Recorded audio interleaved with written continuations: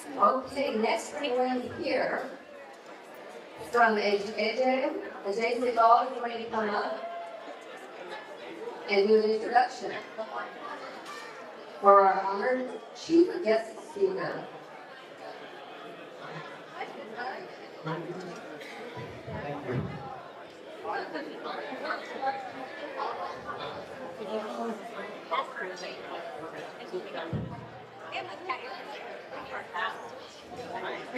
Good evening, everybody. Honorable elected officials, IACF team members, and honorable guests. It's my great pleasure and honor, and I'm humbled that I'm introducing Acharya as Dr. Lokesh Muni. Before I introduce Acharya to you, I would like to thank Jivan and his team for their sustained and persevering to bring people from diverse groups together under the ordinary. It is indeed a noble mission they have taken upon themselves. And sometimes people think we are not leaving much back, like the first speaker, Mr. Prabhat said, that in spite of all this effort, much has not been accomplished. But there is a saying that Rumi said, "Holding on excellence," and I'm paraphrasing him. That is going to act basically the same way as we are contribute in a meaningful way, no matter how small it is. So what he was saying was, we are all like the candle in the wind. Basically, he's alluding to our short journey, our short sojourn on this earth. And he's saying that, however, while a candle is slowly extinguishing, basically our life, we are exhausting our breath. As for Hindu philosophy, we are allotted some breaths, and after those breaths are exhausted, we exhale. And then he said, but along the way, it provides light and warmth, no matter how small its impact is.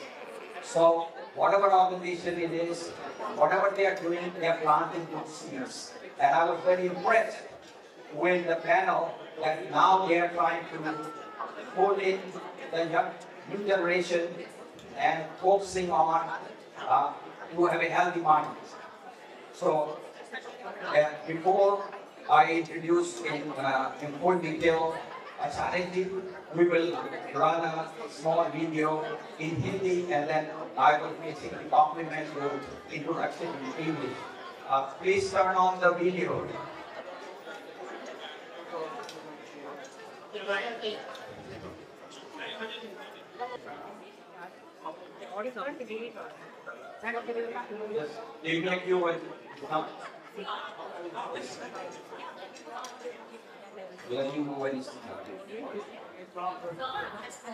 अहिंसा और आपसी सहयोग की वकालत करने के लिए खुद को समर्पित कर दिया है। विधि और सद्भाव की खोज में आचार्य डॉक्टर लोकेश मुनि प्रेरणा के प्रतीक बनकर उभरे हैं।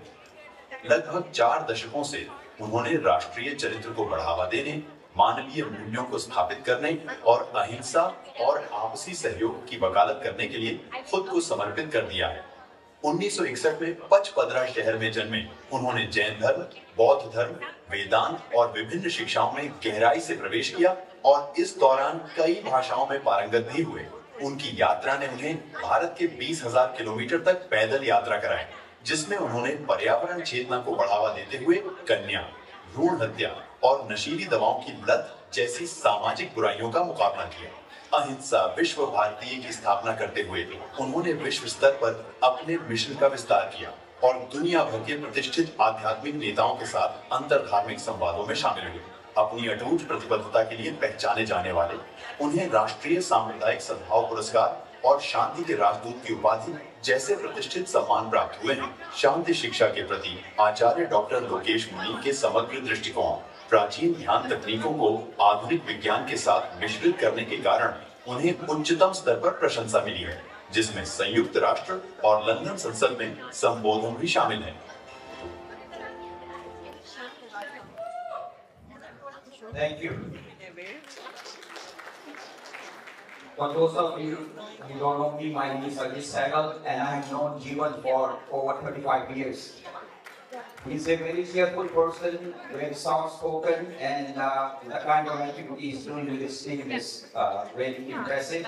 And when Acharya came last year with Mr. Modi, and I had the honor to meet him after a long time. I had met him in India when my friend Ira Rustin, who was a legislator from Palo Alto, was staying with us in India. And at that time, that's when my first meeting with Acharya. Acharya really impressed me with his white, spotless clothing and a royal presence, like a mane of a lion. You see, he has a head of hair which is like a mane of a lion. And that doesn't stop right there. What's on is what he has it inside him. And like a wise man said, the heart of man has been so made by God that like a flint, it contains a hidden fire to love, which is evoked by peace, loving and enemy soul that is close to it. Such a persona of Acharya, he had this fire to see God. And at the early age of 22, he left his home. And while I was bringing him here, he told me he wanted to do it earlier, but because of the family, we couldn't do it. So without further ado, I invite our chief guest, and with a round of applause, please welcome.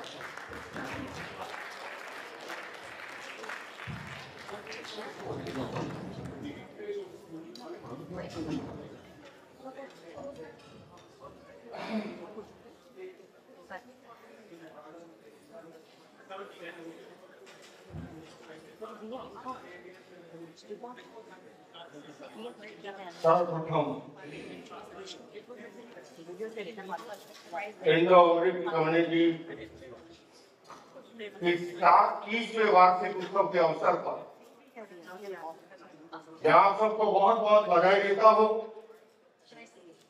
इस अवसर पर उपस्थित हमारे California assembly के member भाई कार्ला जी, हमारे mayor, हमारे elected officer, counsellor और सबसे पहले मैं भाई विनोद जोशी जी को, जिन्होंने मुझे आमंत्रित किया, और भाई अजय जी उसमें ब्रिज का रूप में काम किया। बंधुओं और बहनों, मैं उस भारत देश से आया हूँ, अनेकता में एकता उसकी मौलिक विशेषता है, बहुलतावादी संस्कृति उस देश की खूबी है, सर्वधर्म सद्भाव उस देश का मूल मंत्र है। और मैं आप सबका इसलिए अभिनंदन करना चाहता हूँ कि आप अमेरिका की धरती पर रहते हुए, अमेरिका सबसे प्राचीन हमारा लोकतांत्रिक मुल्क है, तो भारत सबसे बड़ा लोकतांत्रिक मुल्क है। भारत और अमेरिका मिलकर के इस दुनिया से गरीबी को, हिंसा को, तनाव से मुक्त कर सकते हैं। और इसलिए यहाँ की धरती पर खड़ा होकर के मैं इतना ही कहना चाहूंगा। और जिस समय हमारे कांग्रेसमैन सीनेटर यहाँ उपस्थित हैं, मैं केवल जो मुझे विषय दिया गया ये कहना चाहूंगा कि मॉडर्न एजुकेशन सिस्टम हमारे लेफ्ट हेमिस्फीयर को जगाने का काम कर रहा है, किंतु हमारा राइट हेमिस्फीयर जो एजुकेशन पावर के लिए रिस्पॉन्सिबल है, वो सोया पड़ा है। आज अपेक्षा है संतुलित और सर्वांगीण शिक्षा के विकास की। अमेरिका में गन वायलेंस की प्रॉब्लम है, किंतु मैं साथ में ये भी निवेदन करूंगा कि गन तो एक इंस्ट्रूमेंट है, असली प्रॉब्लम है वो हमारे है मस्तिष्क की।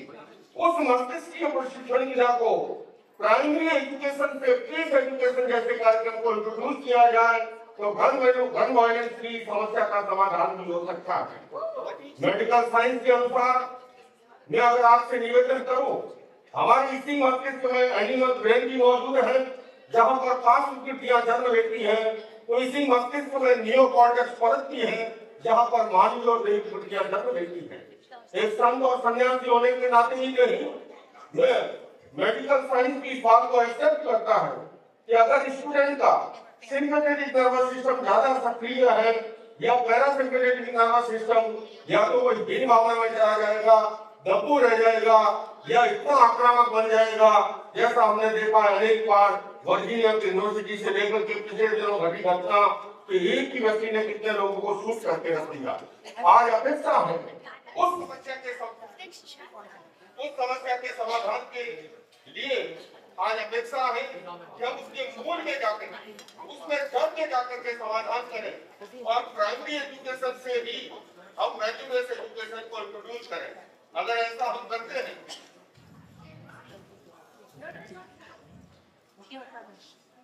मॉडर्न एजुकेशन सिस्टम शारीरिक शिक्षा में ध्यान दे रहा है, बौद्धिक शिक्षा पे भी बहुत ध्यान दे रहा है, किंतु उसके साथ साथ mental development and emotional development वो बहुत जरूरी है। इसलिए मैं सबसे पहले जब मैं यूनाइटेड नेशंस के मंच पर सन 2009 में पीस एजुकेशन के कार्यक्रम को लेकर के प्रस्तुत हुआ, यूएन के under secretary general Lorenzo Francisco ने उन्होंने एक कमेटी बनाने के साथ इस पर काम करने की जरूरत है। पिछले वर्ष मुझे कैलिफोर्निया असेंबली में आमंत्रित किया गया और मेरा ऑनर मित्र कहूंगा मैं उन्हें, जिनका हमेशा नॉन वायलेंस के लिए, पीस के लिए, कंपेशन के लिए योगदान रहता है, ऐसे में आए सागर जी यहाँ पर उपस्थित है और आगामी 8 तारीख को भी भगवान महावीर जयंती का कार्यक्रम वहाँ पर आयोजित है। मैं इतना ही आपसे कहना चाहता हूँ, आइए बंधुओं, भारत और अमेरिका मिलकर के इस दुनिया को खूबसूरत बनाने के लिए प्रयास करें और उसके लिए भाई विनोद जोशी जी, अशोक भट्ट जी, अनेक मेरे यहाँ परिचित उपस्थित है, मैं उनकी सबकी मौजूदगी में कहना चाहूंगा। आज ये पटेल जी से भी मेरी चर्चा हुई, मैं इतना ही कहूंगा कि आने वाले समय में हम मिलकर के इस तरह से आपस में काम करें। कोविड काल के बाद में जिस तरह से साइकोसोमेटिक डिजीज बढ़ी है, मनोकायिक बीमारियां बढ़ी है, तनाव बढ़ा है, डिप्रेशन बढ़ा है, तो उसका समाधान मेडिसिन में नहीं मेडिटेशन में है, वेलनेस के अंदर है। आज हम उस वेलनेस के द्वारा, मेडिटेशन के द्वारा, योगा के द्वारा इन समस्याओं का समाधान कर सकते हैं। ये भारत की महान प्राचीन विरासत है और उस विरासत को हमारे आदरणीय प्रधानमंत्री जी ने जब यूएन के अंदर पहली बार अंतर्राष्ट्रीय योग दिवस की परिकल्पना प्रस्तुत की थी। आज योग जो है, क्योंकि योग हमारे भीतर की नकारात्मकता को खत्म करता है, सकारात्मक सोच पैदा करता है, पॉजिटिव थिंकिंग पैदा करता है और अल्टीमेटली हिंसा को खत्म करता है। तो आइए बंधुओं, इस दुनिया से हिंसा, आतंक, तनाव को खत्म करने के लिए हम मिलकर के इन महान मूल्यों को आगे बढ़ाएं। उन्हें मैं भाई विनोद जोशी जी को और इंडो अमेरिकन कम्युनिटी फेडरेशन को उनके 30वें वार्षिक उत्सव पर बहुत बहुत बधाई देता हूँ, शुभकामनाएं देता हूँ और इन मूल्यों को पूरा करने के लिए भारत का पहला विश्व शांति केंद्र का निर्माण हुआ है दिल्ली एनसीआर में। आगामी 8 नवंबर को उसका उद्घाटन है।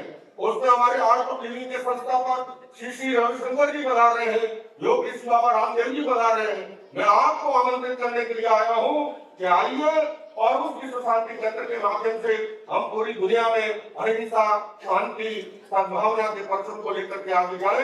इन्हीं शब्दों के साथ विनोद जोशी जी को मुझे आमंत्रित करने के लिए बहुत बहुत आभार, धन्यवाद। ओम हर हर।